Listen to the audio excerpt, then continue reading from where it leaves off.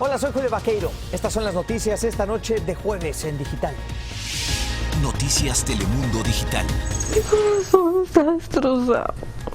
Un testimonio lleno de dolor. Habla una sobreviviente del accidente de una camioneta que transportaba 25 inmigrantes sin documentos. Su hija está entre los 13 fallecidos.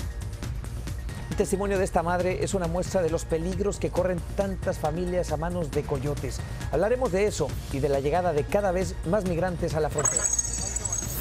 La Corte Suprema abre la puerta para la deportación de inmigrantes con delitos menores, aunque se hayan cometido hace mucho tiempo.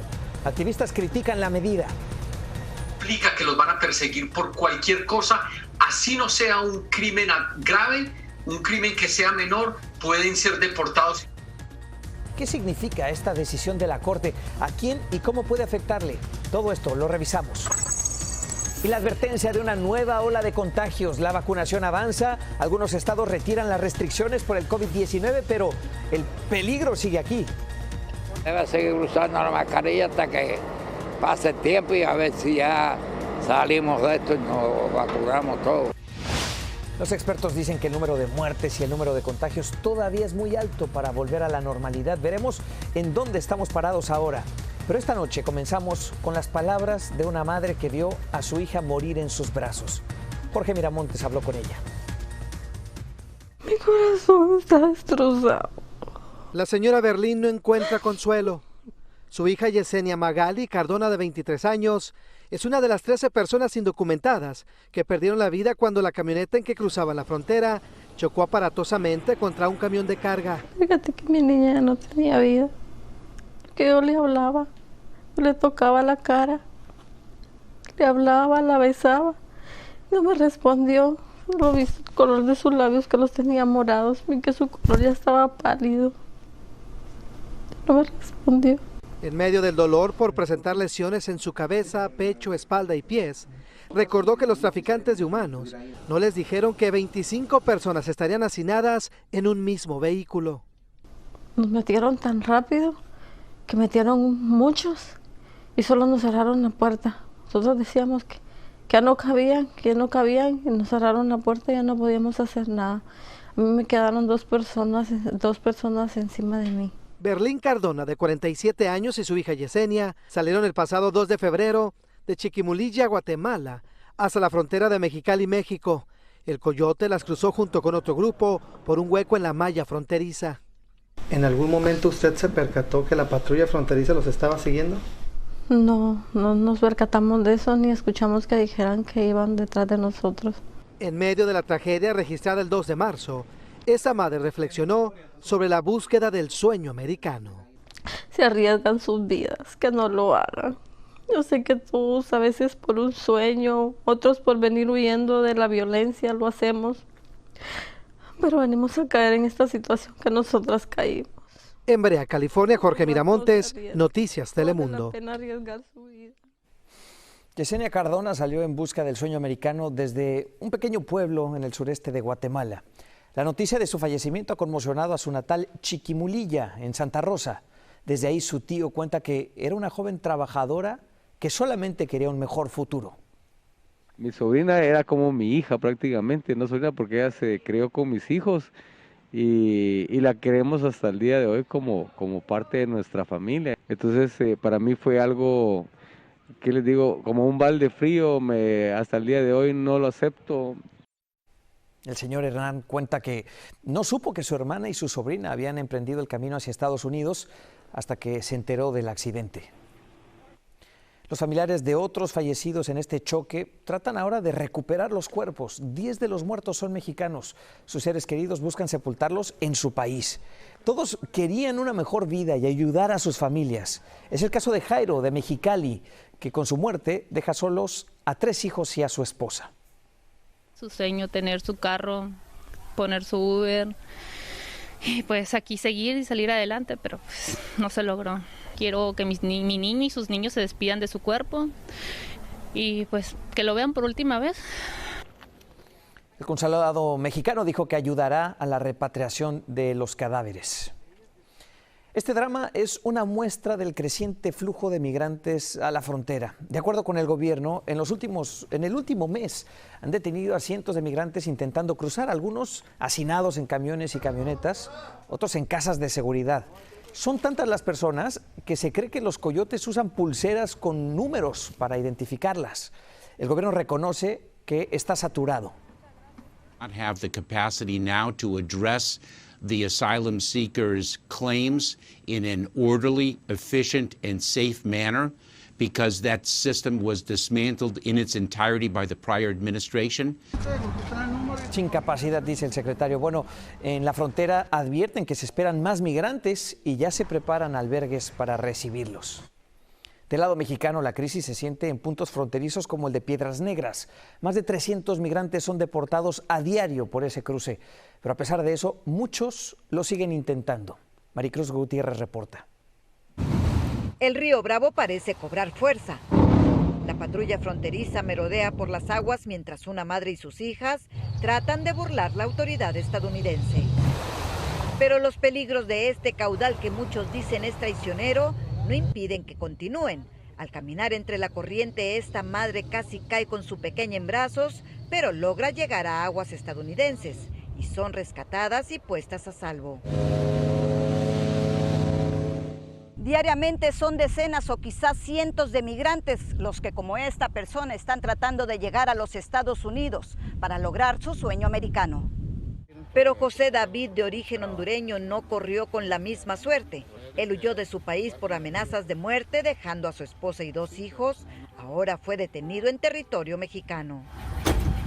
Peligro hay por los hijos, pero la necesidad y las ansias de llegar al otro lado te obligan muchas veces a sacrificarte. Estos 66 indocumentados fueron detenidos y deportados. Son muchos los migrantes que llegan con información falsa difundida en redes sociales, pues aseguran que todos pueden pasar. Algunos tratan de cruzar ilegalmente, mientras otros son deportados. Las 24 horas devuelve personas y, como ejemplo, el día de ayer para hoy fueron 381 personas que fueron deportadas.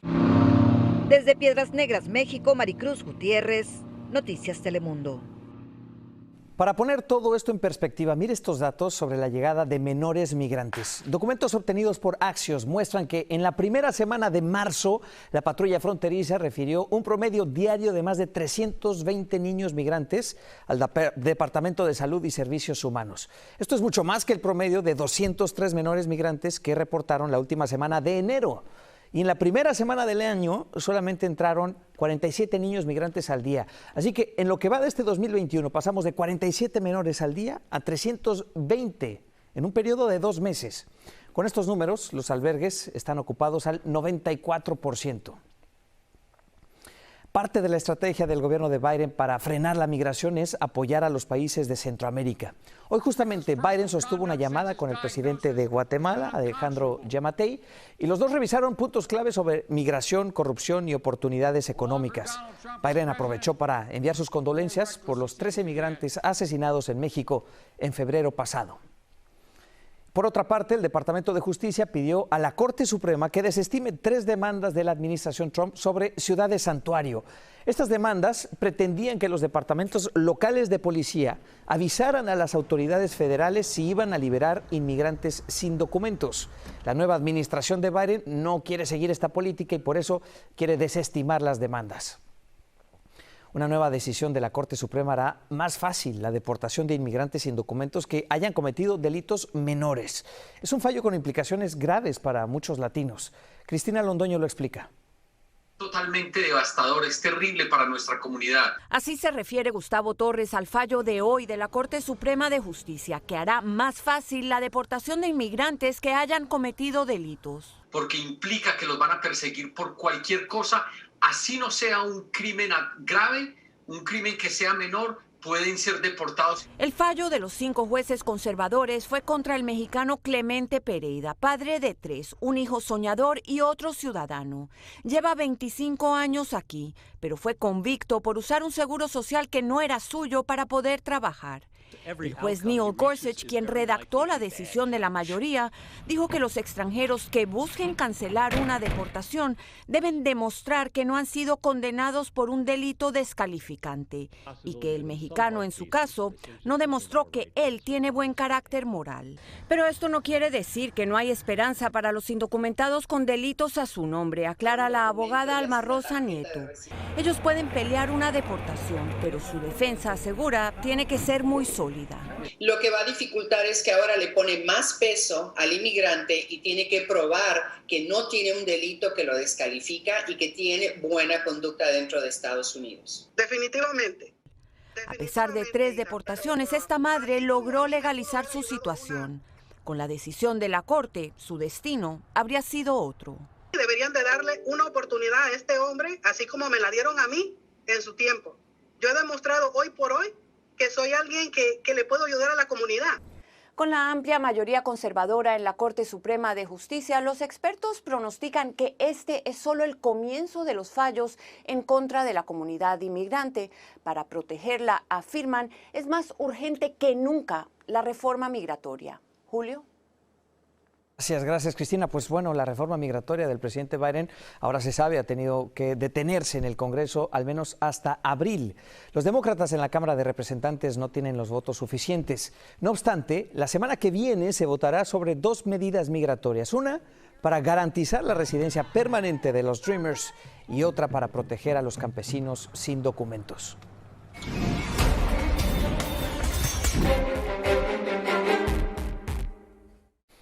Expertos advierten que una cuarta ola de contagios de COVID-19 podría llegar si las medidas de precaución se abandonan demasiado pronto. Con 5 variantes del virus circulando por el país, el riesgo de que la pandemia empeore aún está latente.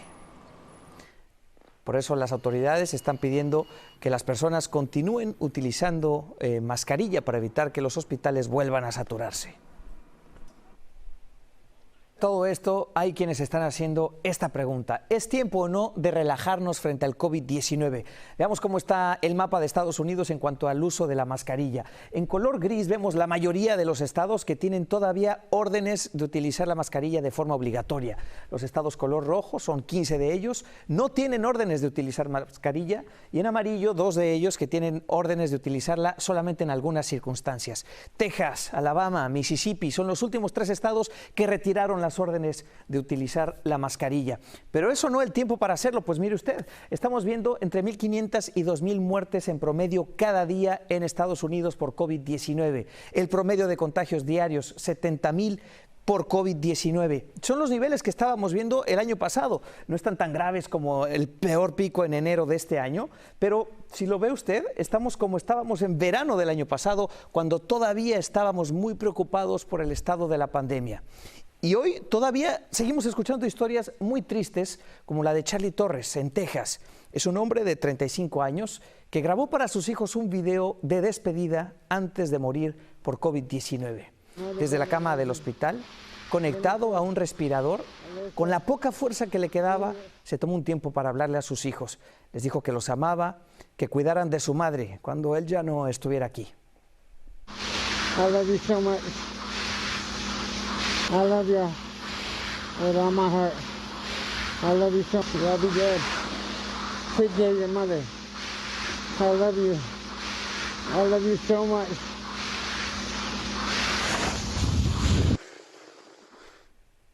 Charlie Torres sufría de pancreatitis. Llegó a emergencias a mediados de enero. Le diagnosticaron COVID-19 y murió el 14 de febrero. 2 semanas antes grabó este video desgarrador. Bueno, en este mes se cumple 1 año desde que comenzó el aislamiento por el coronavirus, y con las órdenes de quedarse en casa aumentaron el desempleo, la pobreza, la incertidumbre. Todo esto desató la violencia doméstica. Aquí está Paulina Sodi con más de esto. Paulina, buenas noches. ¿Qué tal, Julio? Muy buenas noches. Efectivamente, la violencia doméstica ya era un problema antes de la pandemia, pero en tiempos de confinamiento los números han aumentado de manera alarmante. No se tiene un número exacto porque menos del 40% de las mujeres que sufren violencia busca ayuda o denuncian al delito. Aquí los detalles. Desde que comenzó el brote de COVID-19 se ha intensificado todo tipo de violencia contra las mujeres y los niños. Antes de que comenzara la pandemia, 1 de cada 3 mujeres en el mundo sufría algún tipo de violencia. Pero desde el pasado mes de marzo, cuando comenzaron a implementarse las órdenes de confinamiento, los reportes de violencia doméstica empezaron a aumentar. Se calcula que en Estados Unidos la violencia doméstica durante el confinamiento aumentó 8.1%, pero debido a que muchas de las víctimas no denuncian a sus agresores, el porcentaje podría ser mucho más alto. Comparados con el mismo mes, pero del 2019, en San Antonio se recibieron 18% más llamadas reportando violencia familiar, mientras que el Departamento de Policía de Nueva York registró un aumento del 10% y en Portland la policía registró un aumento del 22%. Y conforme se extendían las órdenes de quedarse en casa, aumentaba el desempleo, la pobreza y la incertidumbre, factores detonantes de violencia. Las mujeres y los niños que viven en pobreza, sobre todo los de color, los Latinx, todos ellos y ellas están en alto riesgo. La violencia doméstica no se limita al abuso o agresiones físicas, también puede presentarse como aislamiento, insultos, humillaciones, abuso económico o sexual, amenazas, intimidación o chantajes. Es un problema de salud pública, una prioridad de la salud pública que la verdad no lo hemos tomado a pecho. Y se suma otro dato alarmante. La ley de violencia contra la mujer expiró en febrero del 2019 y aunque el Congreso ha seguido financiando programas bajo esta ley, es posible que dichos programas no puedan satisfacer la alta demanda que ha traído la pandemia, mientras que los defensores de las víctimas siguen sin saber cómo avanzar sin la protección total de la ley. Así las cosas, pero tome nota, en caso de que usted o algún ser querido sea víctima de violencia doméstica, puede recibir ayuda a través de la Línea Nacional sobre Violencia Doméstica llamando al número que aparece en su pantalla 1-800-799-7233. El servicio está disponible en idioma español, solamente tiene que seleccionar el número 2 para que lo tenga en ese idioma, Julio. Pues qué importante el dato, ahí está la ayuda disponible. Y que lo denuncien, importantísimo. Gracias, Paulina. A ti, Julio, buenas noches. En México, el gobierno de Guanajuato dio a conocer un video de la captura de José Antonio Yepes, alias El Marro, líder del cártel de Santa Rosa de Lima. Las imágenes son inéditas, muestran su captura el 2 de agosto de 2020. Elementos de un grupo especial de investigación y de la Secretaría de la Defensa Nacional lo atraparon. El Marro fue detectado, vigilado por varios meses con drones silenciosos de alta tecnología. Finalmente lograron detenerlo. Síganos en nuestras redes sociales para más noticias y visite noticiastelemundo.com.